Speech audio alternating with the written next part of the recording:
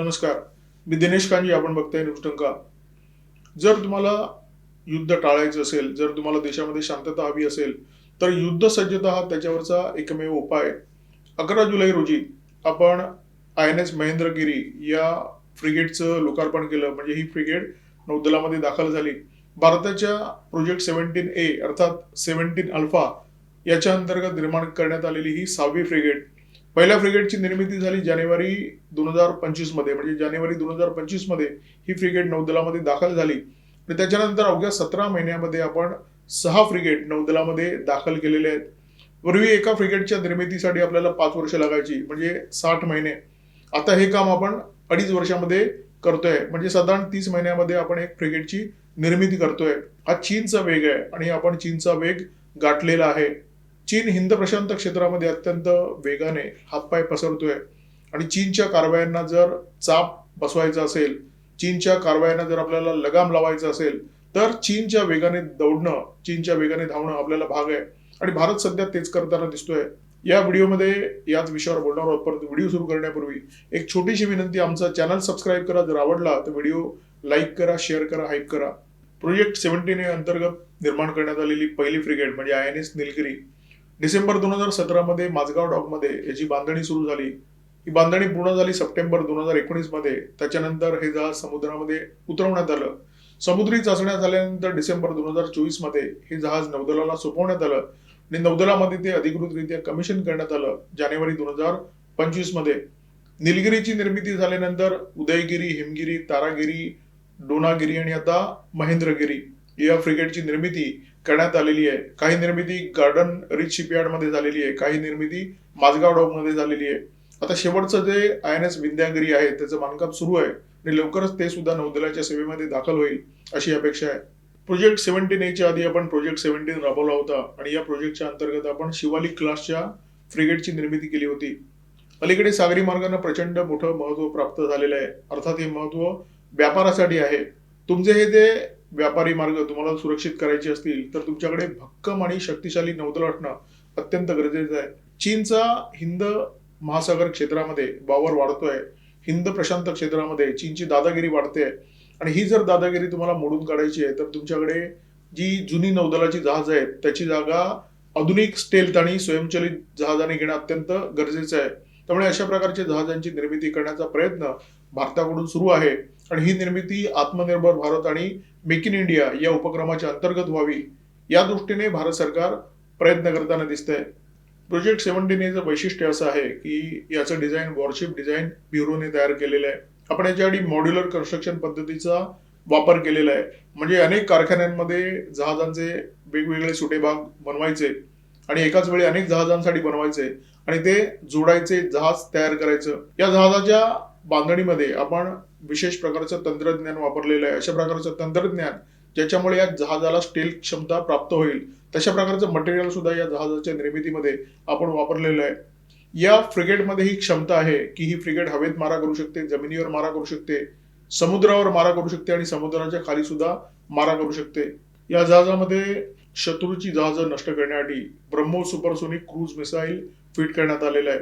हवेतून जे शत्रू येत आहेत म्हणजे लढाऊ विमानं वगैरे जर आली तर त्यांचा खात्मा करण्यासाठी याच्यामध्ये बराक 8 हे इस्रायलची निर्मिती असलेलं क्षेपणास्त्र बसवण्यात आलेलं आहे आणि समुद्राखाली जे शत्रू आहेत म्हणजे पाणबुड्या वगैरे आहेत त्यांचा खात्मा करण्यासाठी याच्यामध्ये विशेष प्रकारचे टॉर्पिडो बसवण्यात आलेले आहेत. मेक इन इंडिया आणि आत्मनिर्भर भारत या उपक्रमांचा उत्कृष्ट नमुना म्हणजे प्रोजेक्ट 17A. या प्रकल्पाच्या अंतर्गत आतापर्यंत 6 फ्रिगेटची आपण निर्मिती केलेली आहे आणि या फ्रिगेटचे 75% सुटे भाग हे स्वदेशी बनावटीचे आहेत. म्हणजे त्यांची निर्मिती भारतामध्ये झालेली आहे आणि याच्यामध्ये योगदान दिलेलं आहे 200 पेक्षा जास्त सूक्ष्म, लघु आणि मध्यम उद्योगाने. आपण आपल्या क्षमता वाढवतोय, आपण आपल्या कक्षा वाढवतोय. पूर्वी अशा प्रकारची परिस्थिती होती की भारतीय नौदलाचा जो वावर होता तो फक्त हिंद महासागर, बंगालचा उपसागर आणि अरबी महासागरामध्ये होता. परंतु आता आपण आपल्या कक्षा विस्तारलेल्या आहेत. आपली वाटचाल आता ब्लू वॉटर नेव्हीकडे होऊ लागलेली आहे. म्हणजे आपण अशा प्रकारच्या क्षमता निर्माण करतोय की जगाच्या कोणत्याही महासागरामध्ये आपल्या नौदलाचा वावर होऊ शकेल. आपण फक्त निर्मिती वाढवत नाही आहोत, आपण या निर्मितीचा वेळ प्रचंड प्रमाणामध्ये कमी केलेला आहे. म्हणजे जवळजवळ 50% आपण वेळ वाचवलेला आहे. माझगाव डॉकमध्ये INS महेंद्रगिरीची निर्मिती झाली आणि ही निर्मिती अवघ्या 2.5 वर्षामध्ये झालेली आहे. म्हणजे पूर्वी जिथे 60 महिन्यांचा काळ लागायचा, तिथे फक्त आता 30 महिन्यांचा काळ लागतोय. आणि या निर्मितीमुळे जागतिक स्तरावर भारतीय नौदलाची पत वाढलेली आहे आणि भारतीय जहाज बांधणीचा जो उद्योग आहे त्याची सुद्धा प्रतिष्ठा प्रचंड मोठ्या प्रमाणामध्ये वाढलेली आहे. आणि याच्यामुळे होतंय काय, एकतर वेळ वाचतोय, त्याच्यामुळे पैसा वाचतोय आणि स्वदेशी निर्मिती होते, त्याच्यामुळे सुद्धा आपल्या अब्जावधीच्या परकीय चलनाची बचत होते. नौदलाच्या बाबतीत आपली थेट स्पर्धा चीन बरोबर आहे. पाकिस्तान तर आपल्या खिचगणितीत नाहीये आणि भारतीय उपखंडातला दुसरा कोणताही देश किंवा आग्नेय आशियामधला दुसरा कोणताही देश भारताशी स्पर्धा करण्याच्या स्थितीमध्ये नाहीये. 90च्या दशकापर्यंत चीन नौदलासाठी पूर्णपणे युरोप आणि रशिया या देशांवर अवलंबून होता आणि नौदलासाठी जे स्पेअर पार्ट लागतात त्याची आयात चीन या देशांकडून करायचा. परंतु नंतर चीनने ज्या गोष्टी आयात करतोय त्याची रिव्हर्स इंजिनिअरिंग सुरू केली आणि त्याच्याआधी प्रचंड मोठ्या प्रमाणामध्ये गुंतवणूक केली आणि त्याचा परिणाम असा झालेला आहे की चीन आता नौदलाच्या बाबतीत, म्हणजे नौदलाचे जे विविध सुटे भाग असतात, जहाज बांधणीसाठी जे वेगळे वेगळे सुटे भाग लागतात, त्याच्याबाबत 90% आत्मनिर्भर झालेला आहे. चीनच्या नौदलामध्ये ज्या मोठ्या युद्धनौका आहेत त्याच्याआधी चीन युक्रेनच्या झोरिया मास्क या कंपनीकडून इंजिनांची आयात करायचा आणि हळूहळू चीनने ही आयात बंद केली. या कंपनीकडून इंजिनाचं डिझाईन विकत घेतलं आणि चीनने या इंजिनाची निर्मिती चीनमध्ये सुरू केली. या इंजिनांचं चीनने जे नामकरण केलेलं आहे ते आहे QC 280 गॅस टर्बाईन इंजिन. चीनी फ्रिगेट आणि पाणबुड्यांमध्ये जर्मनीच्या MTU या कंपनीचं डिझेल इंजिन वापरलं जातं.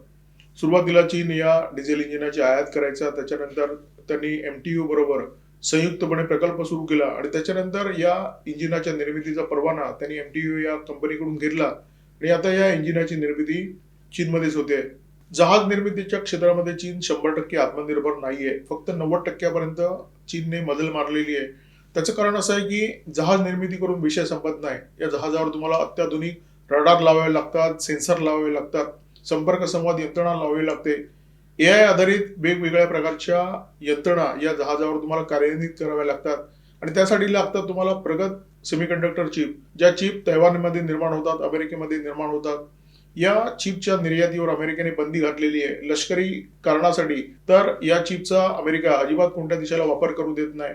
मग चीन काय करतो, नागरी कारणासाठी आम्हाला या चिप हव्या आहेत असं म्हणून आयात करतो आणि त्या वापरतो लष्करी कामांसाठी. तुम्हाला एखाद्या जहाजाचं डिझाईन तयार करायचं आहे तर त्याच्याआधी तुम्हाला अत्यंत उच्च प्रतीची सॉफ्टवेअर लागतात, ज्या सॉफ्टवेअरची निर्मिती युरोपमध्ये होते. चीनला त्या सॉफ्टवेअरची सुद्धा गरज आहे. नौदलाच्या जहाजांची निर्मिती करण्यासाठी तुम्हाला अत्यंत उच्च प्रतीचं स्टील लागतं. भारतामध्ये या स्टीलसाठी लागणारं लोह खनिज सुद्धा मिळतं आणि शिवाय उच्च प्रतीचं स्टील निर्माण करण्याची क्षमता सुद्धा भारतामध्ये आहे. भारतामध्ये सेल सारख्या ज्या सरकारी कंपन्या आहेत त्या कंपन्या या स्टीलची निर्मिती करतात. चीनमध्ये सुद्धा उच्च प्रतीच्या स्टीलची निर्मिती होते, परंतु त्यांच्याकडे लोह खनिज नाहीये आणि हे लोह खनिज चीन आयात करतो ऑस्ट्रेलिया आणि ब्राझील सारख्या देशाकडून. भारताची क्षमता एका वेळी 2 जहाजांची निर्मिती करण्याची असेल तर चीनची क्षमता 4 ते 5 जहाजांची निर्मिती एका वेळी करण्याची आहे. भारत सुद्धा इंजिनांसाठी अन्य देशांवर अवलंबून आहे. पूर्वी युक्रेनच्या झोरिया मास्क या कंपनीकडून भारत इंजिनाची आयात करायचा. सध्या आपण अमेरिकेच्या GE या कंपनीकडून ML 2500 या गॅस टर्बाईन इंजिनाची आयात करतो. जर्मनीच्या MTU या कंपनीकडून सुद्धा आपण मोठ्या प्रमाणामध्ये इंजिनाची आयात करतो आपल्या विविध प्रकारच्या जहाजांसाठी. जहाजांवर जी रडार लागतात, काही प्रमाणामध्ये या रडारचा भार उचलण्याचं काम BEL ही सरकारी कंपनी करते, म्हणजे भारत इलेक्ट्रॉनिक्स. आणि काही प्रमाणामध्ये आपण रडारची आयात करतो इस्रायलकडून. इस्रायल एरोस्पेस इंडस्ट्री ही कंपनी भारताला जहाजावर जी रडार लागतात ती पुरवण्याचं काम करते.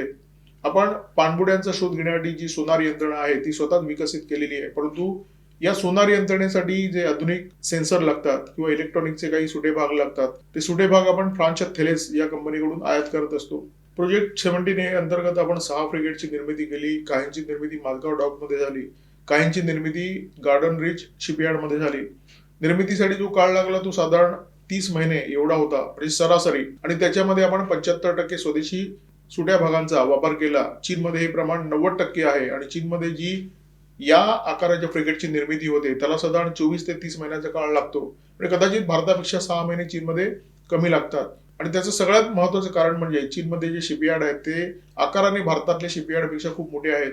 तिथे डॅलियन, होडोंग आणि शांघाय हे जे शिपयार्ड आहेत त्यांची क्षमता अशी आहे की एका वेळी 4 फ्रिगेटचं काम तिथे चालू शकेल. आपल्या मारुतीच्या आणि महिंद्राच्या कारखान्यामध्ये कार किंवा जीप बनाव्या त्या वेगाने चीन त्यांच्या देशामध्ये नौदलाची जहाजं बनवतोय. याच्यामध्ये फ्रिगेट्स आहेत, याच्यामध्ये डिस्ट्रॉयर्स आहेत, चीनच्या फ्रिगेट्स आहेत टाईप 054A. या फ्रिगेटची निर्मिती एका पाठोपाठ एक चीनने 40 फ्रिगेटची निर्मिती केलेली आहे आणि ती इतक्या वेगाने केलेली आहे की जग अचंबित झालं. आता एकाच प्रकारच्या फ्रिगेटची निर्मिती जेव्हा तुम्ही तुमच्या कारखान्यामध्ये करता किंवा शिपयार्डमध्ये करता, तेव्हा जे कामगार असतात त्यांचा सुद्धा सराव वाढतो आणि जे काम असतं ते अधिक वेगाने होतं. प्रोजेक्ट 17A काम आपण अत्यंत वेगाने केलं. 17 महिन्यामध्ये आपण 6 फ्रिगेट नौदलामध्ये सामील केल्या. 7व्या INS विंध्यगिरीचं काम सुरू आहे आणि ही फ्रिगेट सुद्धा लवकरात लवकर नौदलामध्ये सामील होईल. एका फ्रिगेटची निर्मिती सरासरी 2.5 वर्षामध्ये आपण केलेली आहे. ज्या वेगाने एक फ्रिगेट बनवण्याचं काम आज आपण करतोय, त्या वेगाने चीन गेली 15-20 वर्ष काम करतोय आणि या वेगाने काम करून चीनने आतापर्यंत 40 फ्रिगेटची निर्मिती केलेली आहे, 50 डिस्ट्रॉयरची निर्मिती केलेली आहे. चीनने ज्या वेगाने आपलं नौदल वाढवलेलं आहे त्या वेगाला जगात तोड नाहीये. म्हणजे चीनच्या नौदलाचा आजचा जो आकार आहे तो अमेरिकेच्या नौदलापेक्षा सुद्धा मोठा आहे. म्हणजे संख्येच्या बाबतीत जर आपण विचार केला तर चीनी नौदल अमेरिकी नौदलापेक्षा खूप पुढे आहे. चीन त्यांच्या रिव्हर्स इंजिनिअरिंगचा खूप मोठा गाजावाजा करतो. रिव्हर्स इंजिनिअरिंग म्हणजे एखाद्या देशाने निर्माण केलेली गोष्ट त्यांचं डिझाईन वापरून चीनमध्ये निर्माण करायची. हे करण्यासाठी चीनने अनेकदा डिझाईनची चोरी केलेली आहे, अनेकदा एखाद्या देशाकडून डिझाईन विकत घेतलेलं आहे. परंतु रिव्हर्स इंजिनिअरिंग करून चीनने ज्या अनेक गोष्टींची निर्मिती केली ज्याच्यामध्ये लष्करी उपकरणांचा सुद्धा समावेश आहे, त्यांच्या दर्जाचा जेव्हा विचार होतो तेव्हा तो दर्जा फारसा उत्तम नाहीये असा जगाचा अनुभव आहे. त्यामुळे संख्याबळाच्या दृष्टीने चीनी नौदल जरी अमेरिकेपेक्षा भारी असलं तरी दर्जाच्या बाबतीत चीन अमेरिकेपेक्षा खूप खूप मागे आहे. चीनी लष्करी उपकरणांचा जो दर्जा आहे तो किती फिकार असतो याचा अनुभव ऑपरेशन सिंदूरच्या दरम्यान पाकिस्तानने घेतला, भारताने घेतला, खरं तर सगळ्या जगाने घेतला. ऑपरेशन सिंदूर नंतर भारतीय शस्त्रांची मागणी जगातल्या अनेक देशांनी केली आणि ज्या देशांनी चीनकडून शस्त्र घेण्यासाठी करार केले होते किंवा चीनला आश्वासन दिलं होतं की आम्ही तुमच्या देशाकडून अमुक घेऊ तमुक घेऊ, अनेक देशांनी चीनच्या त्या ऑर्डर कॅन्सल केलेल्या आहेत.